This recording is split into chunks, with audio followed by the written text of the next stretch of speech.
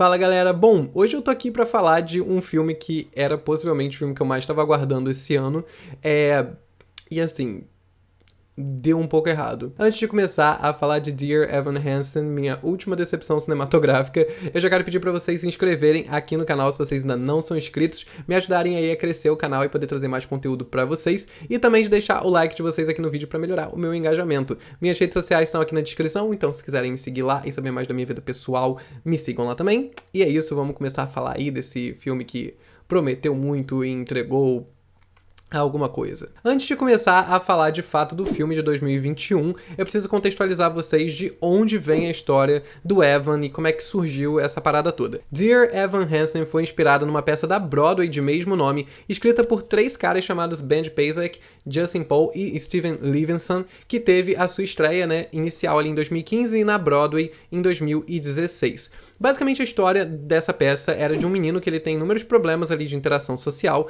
e ele recebe como uma parte ali do tratamento dele com a terapeuta dele um dever de casa de escrever algumas cartas pra ele mesmo. Dessa forma ele treinaria dialogar com as pessoas, ele poderia, enfim, enaltecer pontos positivos na vida dele, então era um trabalho legal pra ele fazer ali pra cabeça dele.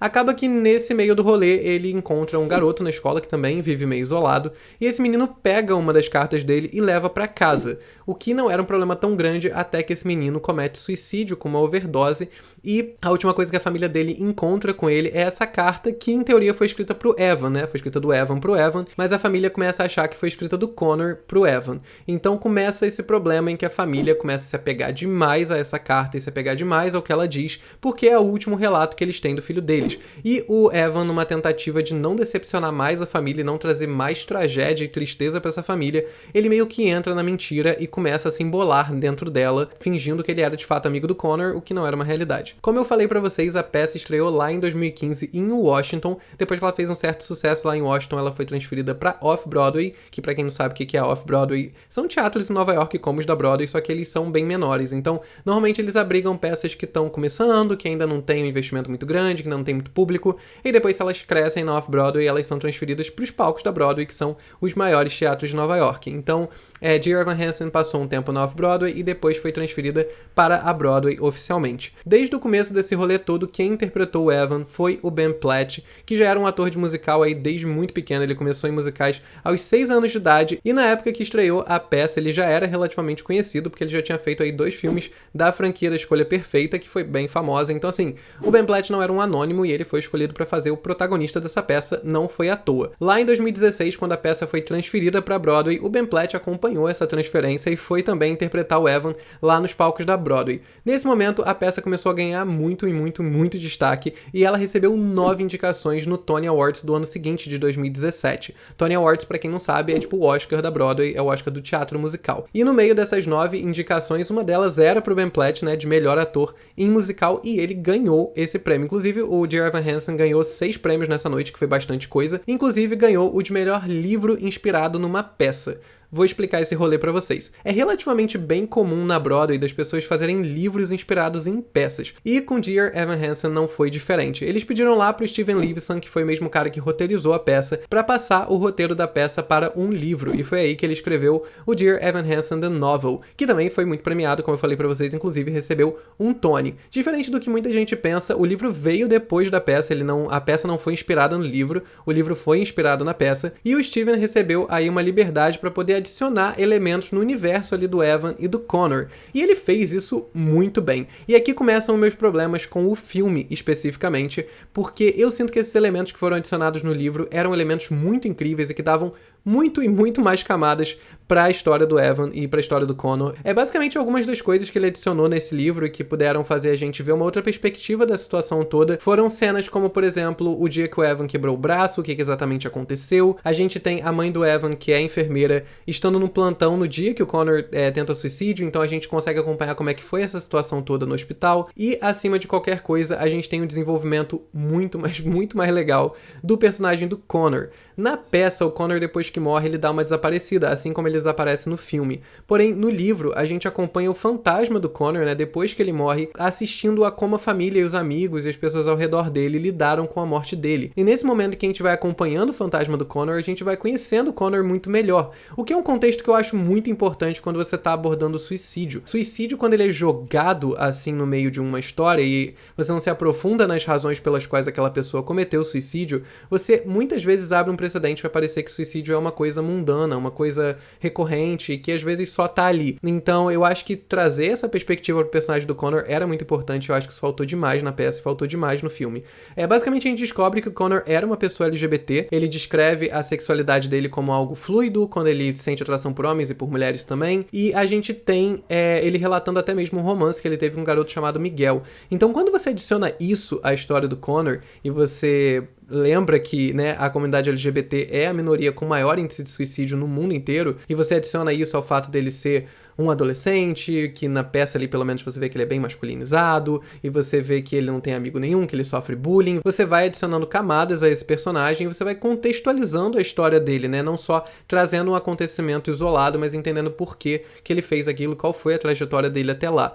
Então, eu vou começar a crítica do filme aqui. Eu acho que a gente não colocar esse tipo de informação que o livro trouxe, e é um livro oficial, feito pelo roteirista da peça, então, assim, não feria de forma alguma a realidade da peça e a verdade da peça. Foi uma expansão de universo autorizada pelas pessoas que inventaram o universo do Connor e do Evan, então eu acho que não tinha nenhum problema de adicionar isso ao filme. Eu acho que traria o filme para uma situação um pouco mais atual, para uma perspectiva mais atual. Eu acho que agora que a coisa vai ser muito mais mainstream, né, do que era na peça, porque a gente tá projetando para o mundo inteiro, num filme que tem Amy Adams, num filme que tem Julianne Moore, então que é um filme que, né, tem gente de peso, que vai atrair muitos olhares. Eu acho que era importante da gente trazer essas camadas, é importante da gente trazer essas explicações sobre esses personagens que fazem a gente se identificar mais. Fizeram o público do Dear Evan Hansen se identificar mais também, porque a peça tinha um público LGBT gigantesco, justamente por conta dessas várias nuances de isolamento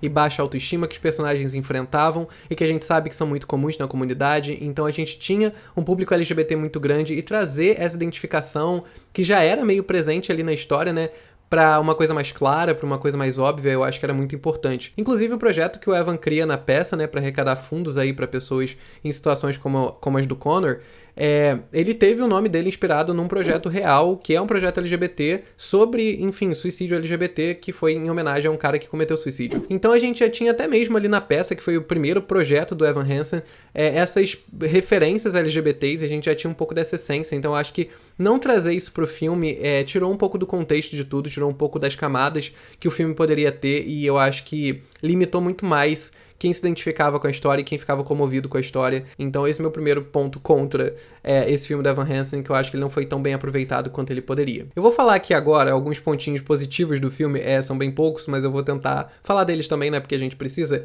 Primeira coisa, Julianne Moore e Kaitlyn Dever, que fazem, respectivamente, a mãe do Evan, e a Zoe, irmã do Connor, que é o menino que comete suicídio. Excelentes atuações. Pra mim foram as únicas duas personagens que entram pelo menos que pra mim refletiram de alguma forma o que o personagem dela estava passando na história. Um dos pontos que mais me incomodaram no filme foi a apatia de alguns personagens em relação essa situação toda traumática que aconteceu, uma situação muito pesada, que mexe com certeza com a cabeça de todo mundo, e sinceramente eu não vi os personagens reagindo dessa forma. Então isso foi uma das coisas que mais me desconectou do filme, e eu acho que a Julianne Moore e a Kaitlyn Dever fizeram um trabalho maravilhoso, trazendo um pouco dessa realidade, um pouco de humanidade pra história desses personagens. Inclusive, queria até fazer um PS aqui, que a Kaitlyn Dever cantando, eu nunca tinha visto ela cantar. Adoro ela, mas nunca tinha visto ela cantar, e fiquei muito feliz que ela canta muito bem. Outro ponto positivo que eu vou trazer são as músicas do filme, e que eu não vou dar esse crédito só ao filme, porque quem compôs essas músicas compôs lá pra peça da Broadway. Então, assim, eles só pegaram as músicas e trouxeram de volta.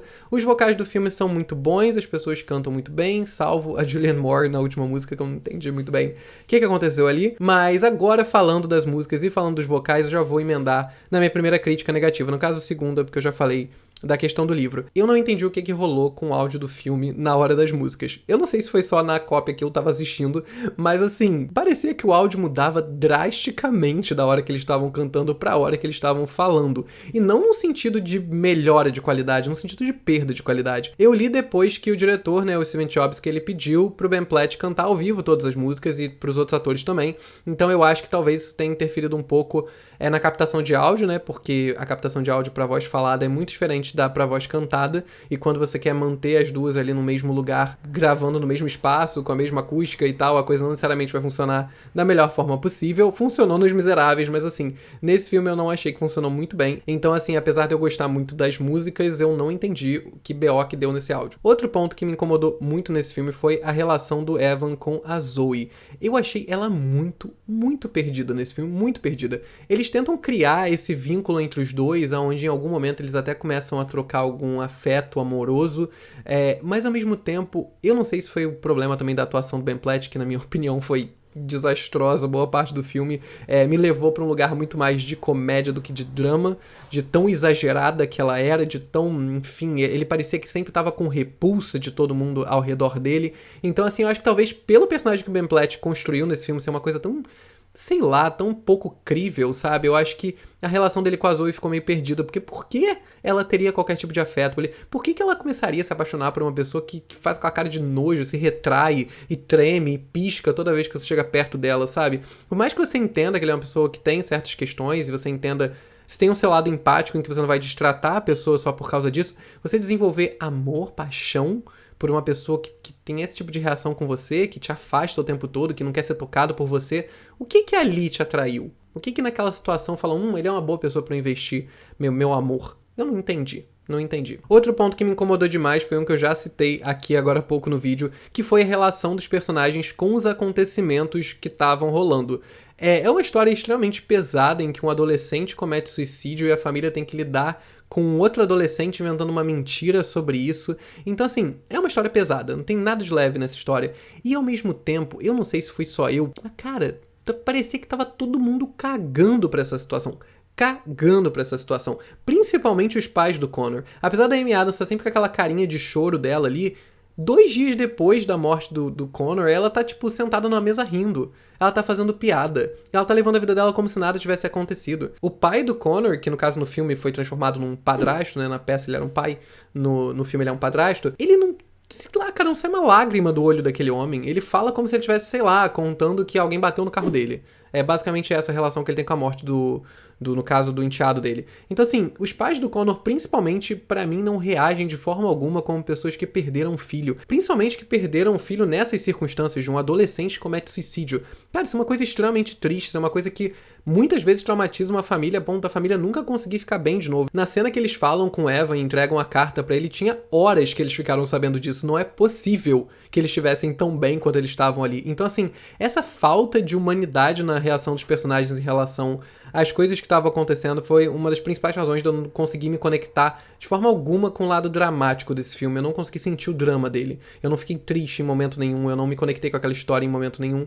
E acho que, o filme tinha todos os elementos pra isso, sabe? Uma história dramática dessa não conseguir me causar nenhum tipo de comoção, e eu sou uma pessoa que chora vendo qualquer coisa, é porque realmente tá muito mal feito. E agora a gente vai pro ponto que eu acho que é o mais problemático desse filme inteiro, e que, assim, eu acho que de todo mundo que não gostou, 90% não gostou por causa disso, que é o Ben Platt. Eu amo demais o Ben Platt. Quem me segue no Instagram já veio postando coisa dele 300 vezes. Eu amo a voz daquele homem de uma forma assim que ele canta qualquer merda, canta parabéns pra você. Eu tô lá batendo palma. Eu acho ele incrível, eu acho ele um ótimo ator, eu acho ele extremamente carismático. Acho ele uma figura LGBT maravilhosa que sempre fala abertamente sobre isso, sempre traz o namoro dele em todos os shows e fala com muito amor do namorado dele. Ele é uma pessoa muito fofa, eu adoro o Ben Platt. Mas assim, o Evan tem 16 anos no filme. 16 anos. Eu vou colocar uma imagem do Ben Platt fazendo o filme, pra vocês entenderem o quão pouco ele parece ter 16 anos nesse filme. Primeiro porque, vamos começar porque ele não tem. Ele tem tipo 30 anos, então acho que isso talvez seja uma das principais razões dele não parecer ter 16. Mas ainda assim, o fato de que ele destoa completamente de qualquer outro adolescente do colégio me incomodou muito mais. Eu acho que se tivessem feito uma escola de pessoas de 40 anos, não era um problema tão grande. Mas assim, todo mundo tem claramente uns 18.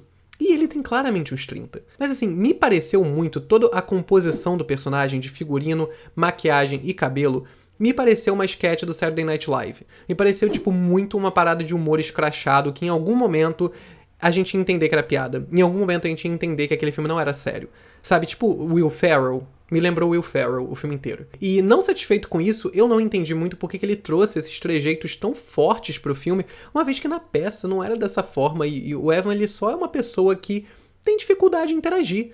Ele não é uma criatura na escola. Ele não é uma pessoa que as pessoas têm medo de chegar perto, porque parece o Gollum andando no corredor. E quanto ao fato dele ter feito o Evan na peça também depois dele ter 16 anos, né? Ele já era bem mais velho do que 16 anos. Eu acho que a gente consegue fazer isso no teatro. O teatro ele dá muito mais contexto pra esse tipo de representação não tão realista do que o cinema. Eu acho que, pô, sei lá, no teatro tem gente interpretando vento, sabe? Você senta numa plateia de teatro e você sabe que o que vai vir no palco são representações de uma história que tá sendo contada. A gente tem a peça do Rei Leão, que tem pessoas que interpretam girafas, sabe? E você não fica tipo, ai, nossa, nada a ver esse cara fazendo uma girafa. Não, porque é uma peça de teatro, você tá disposto a fazer esse tipo de trabalho mental quando você está assistindo a peça, de entender que são representações. Então o fato do Ben Platt não ser um adolescente quando ele faz a peça da Broadway, eu não acho que é um grande problema, porque eu não acho que a plateia tá esperando isso. Mas um filme, quando a gente leva as coisas pra um filme, pra cinema, que é um tipo de entretenimento mais intimista, é um tipo de entretenimento mais realista, a gente busca esses vínculos com a realidade pra poder criar uma conexão com a plateia. Quando a gente vai ver filme, a gente tá esperando uma coisa um pouco mais dentro da realidade. Então, quando você pega o Ben Platt com essa idade e taca ele pra fazer o Evan, eu acho que destrói completamente qualquer conexão com a realidade. Tudo pra mim parecia tipo, sei lá, Todo Mundo em Pânico 8.